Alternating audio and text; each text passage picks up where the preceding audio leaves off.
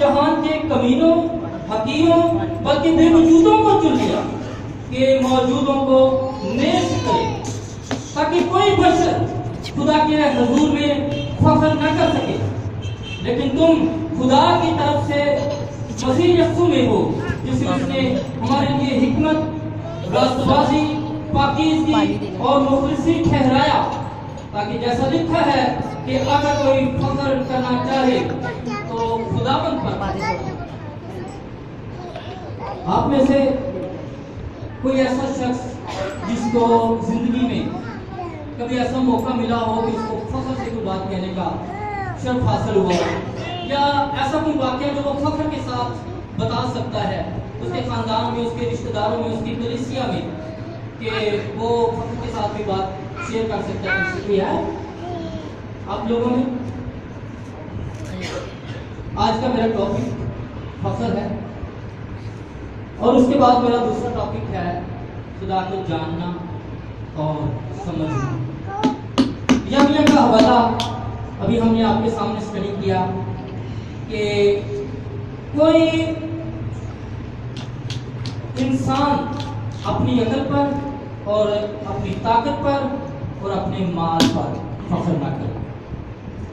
अकल दानिश या बड़ी सोच समझ के करने वाले जो लोग होते हैं उनको हम अकलमंद कहते हैं। दुनिया में बड़े लोग अकलमंद गुजरे हैं। हम सबसे पीछे चले जाएं दुनियावी तौर पर तो अरस्तु यूनान का अहले फलसफा की दुनिया का एक शख्स था, और रिवायत है कि हिस्ट्री में मिलता है कि उसने जो जमहूरी निज़ाम है सियासत का वो अरस्तु ने मुतारिफ करवाया, और अपने ज़माने का ये अक्लमंद तरीन इंसान तो सब्र होता था, लेकिन वो भी अपनी इस अकल पर फख्र करता था, और एक वक्त आया कि वो खत्म हो गया। हकीम लुकमान का बड़ा चर्चा रहा।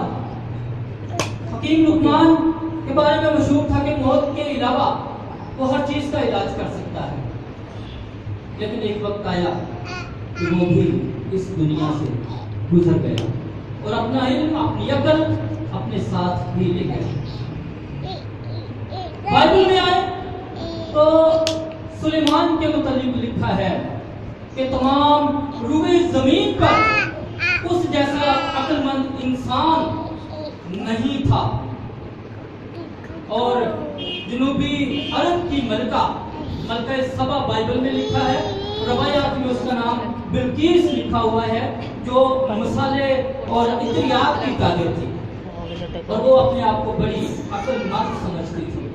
उसको जब सुलेमान के बारे में पता चला कि एक शख्स है रूए जमीन पर जिसके बारे में मशहूर है कि वो बहुत अक्लमंद है, तो वो उसका इम्तिहान देने के लिए पहुंची, और जब उससे अपनी जहानत के सारे सवाल उसके जवाब ले लिए तो इस बात की कायल हो गई कि वाकई इससे ज्यादा इस रूए जमीन पर कोई अक्लमंद इंसान मौजूद नहीं है। लेकिन मैं आपसे पूछता हूँ, क्या सुलेमान से ज्यादा अक्लमंद वाकई इस दुनिया में नहीं आया? क्या दुनिया में किसी माँ ने किसी ऐसे शख्स को पैदा नहीं किया जो उसकी अकल को चैलेंज कर सकता? मेरे साथ रहिए, हम निकालिए लूका की मार्फत लिखी गई इंजील 12वां बाब और उसकी 42वीं आयत। लूका की मार्फत लिखी गई इंजील उसका 12वां बाब और उसकी 42वीं आयत, और मेहरबानी से जो सबसे पहले निकाले वो इसको पढ़े ऊंची आवाज के साथ। लूका की मार्फत लिखी गई इंजील 12 बाब और उसकी 42वीं आयत।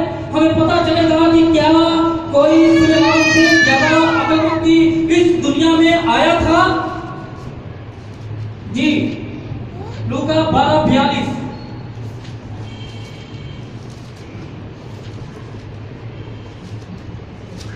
खुदावंद ने कहा, कौन है वो जानदार और अक्लमंद होगा जिसका मालिक उससे अपने नौकर चाकरों पर मुकर्रर करे। 12:20 देखिए, इसी पीछे 20 साल लूका 12:20।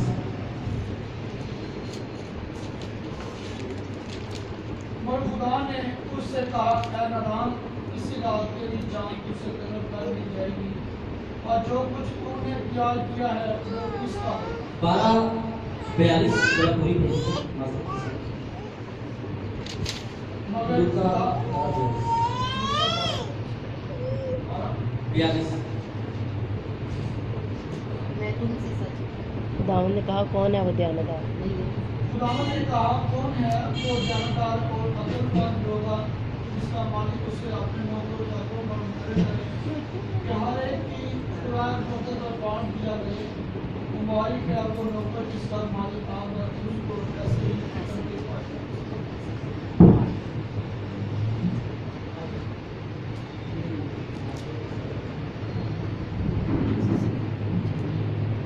मैं हवाला बताने में मासूम के साथ गलती कर दिया और अभी जो मुश्किल है वो हवाला जहाँ लिखा है कि यहाँ वो है जो सुलेमान से भी बड़ा है।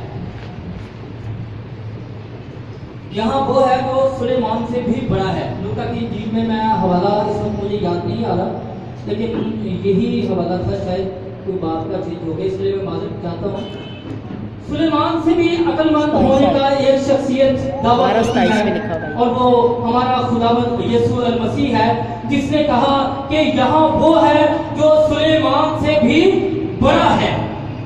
तो क्या कोई अक्लमंद इस दुनिया में यीशु मसीह को काट सका? नहीं। यीशु मसीह को काटने वाली कोई शख्सियत इसलिए पैदा नहीं हो सकती क्योंकि हर चीज को बना है, और जब यीशु मसीह जिंदा है तो वो अक्लमंद भी उस वक्त तक है जब तक वो जिंदा है।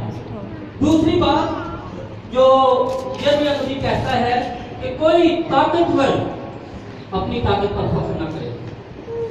9:23 आयत में कि कोई ताकतवर अपनी ताकत पर फख्र न करे।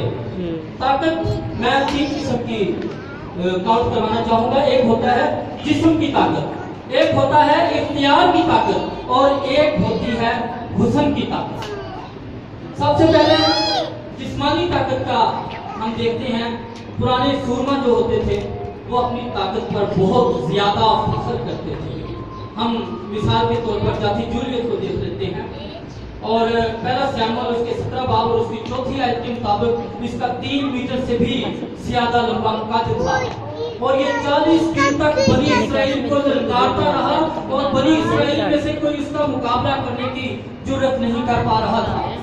लेकिन 3 मीटर से ऊंचा शख्स और 40 दिन तक बनी इसराइल को ललकारने वाला पहलवान जब मरता है तो उसका फख्र किस तरह जमीन बोस होता है कि सिर्फ एक पत्थर से और फलाखन जैसे मामूली हथियार से और एक छोटे लड़के के हाथों वो शख्स मारा जाता है और उसका फख्र, उसका गरूर सारा खाक में मिल जाता है।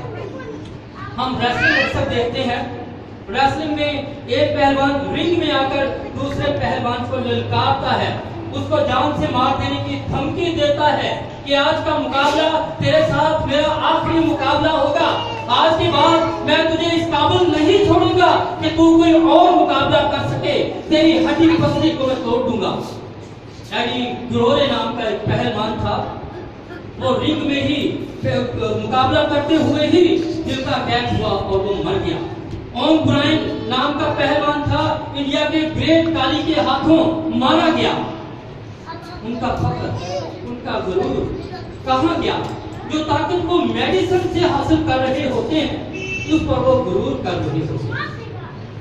दूसरी होती है इख्तियार की ताकत। इख्तियार की ताकत में हम सबसे पहले सिकंदर आजम को लेते हैं। सिकंदर आजम कोई पहलवान नहीं था, सिकंदर आजम कोई कसरती जिस्म का मालिक नहीं इंसान था, बल्कि उसके पास इख्तियार की ताकत थी। उसके पास आर्मी थी जिसके इख्तियार को इस्तेमाल करते हुए आर्मी को इस्तेमाल करता था और उसने आधी से ज्यादा दुनिया फतह की। उसने यूनानी हुकूमतों को मुत्तहद किया और यूनानी सकाफत को इस दुनिया में राइज किया, जिसकी वजह से बाइबल मुकद्दस के फैलने में मदद मिली, क्योंकि यूनानी जुबान उस वक्त आम जुबान थी और यूनानी जुबान में बाइबल मुकद्दस के फैलने में बहुत अहम किरदार अदा किया और ये इख्तियार था आदम का। लेकिन उसका इख्तियार ज़मीन बोस किस तरह हुआ? No. सिर्फ एक मच्छर Give के me. हाथों वो Give me. इंसान मारा गया This is my और phone. सिर्फ 32 साल की उम्र। Give me. एक और शख्सियत हम लेते हैं कायद आजम की। इख्तियार की ताकत थी उसके पास, वो अपने इख्तियार के बलबूते पर पूरा पाकिस्तान इस कौम को लेकर देके गया, लेकिन वो खुद क्या था, उसको शेरवानी भी 0 नंबर की पूरी आती थी। वो शेरवानी भी पूरे इंसान की जिसामत की नहीं पहनता था, जिसको हम अपनी जुबान में कहते हैं सिंगल पसली इंसान था वो। लेकिन इतनी सियासी शख्सियतों से टकरा के, इंग्लैंड जैसी शख्सियतों से टकरा के अपने इख्तियार की ताकत उसने मनवाई और उस पर वो फख्र करता था। लेकिन एक वक्त आया कि वो भी बीवी के हाथों मजबूर होकर इस दुनिया से रुखसत हो गया। एक शख्सियत है जो बहुत ताकतवर है, बहुत मजबूत है, उसकी ताकत को कोई चैलेंज नहीं कर सकता। आप मुझे बता सकते हैं यहाँ पर रोए जमीन पर सबसे मजबूत धात कौन सी है? किसको कहा जाता है कि ये सबसे मजबूत धात है? कोई बता सकता है? जी, लोहा। लोहा सबसे मजबूत धात है इस वक्त मौजूदा जमाने में। लेकिन आप यकीन करेंगे कि लोहे से भी ताकतवर एक चीज है और वो है आग, जो लोहे को भी पिघला देती है। लेकिन आग से भी ताकतवर एक चीज दुनिया में मौजूद है और वो है पानी, जो उस आग को बुझा देता है। पानी से भी ताकतवर चीज इस दुनिया में मौजूद है और वो है इंसान, जो उस पानी को पी जाता है। और इंसान से भी ताकतवर चीज इस दुनिया में एक मौजूद है और वो है मौत, जो इंसान को मार देती है। लेकिन मौत से ताकतवर चीज भी इस दुनिया में मौजूद है और वो है मेरा और आपका खुदावंद मौत का ठुकरा पाकर, मौत का भी अपने पाँव के नीचे रोककर, शैतान के इख्तियार को अपने पाँव के नीचे रोककर चला गया और आज मौत भी उसके सामने शर्मिंदा है। तो ये है इख्तियार की ताकत, इख्तियार का फख्र जो हम कर सकते हैं। अगर हम फख्र करें तो हम अपने यसूमसी पर कर सकते हैं। हम सिकंदर आजम पर फख्र नहीं कर सकते कि उसकी यूनानी जुबान के फैलाने से आज हम क्रिश्चियनिटी वाले बाइबल को अच्छे तरीके से आजादी से पढ़ सकते हैं। हम कायदे आजम को फख्र की निगाह से इसलिए नहीं देख सकते कि उसने हमें पाकिस्तान बनाकर दिया और आज हम पाकिस्तान की आजाद फिजा में सांस लेकर अपने मजहब का प्रचार कर रहे हैं। बल्कि हमारा सारा फख्र, हमारी सारी उम्मीद, हमारा सारा तवक्कुल हमारा खुदावंद यीशु मसीह है, जिसकी वजह से हम मर भी जाए तो भी जिंदा रहते हैं और इसलिए वो हमारा फख्र करने की जगह है। और 5 उंगलियों का एक बार मुकाबला हो गया कि हम इससे बड़ा कौन है, बड़ा करने का फख्र कौन कर सकता है। तो अंगूठे ने कहा कि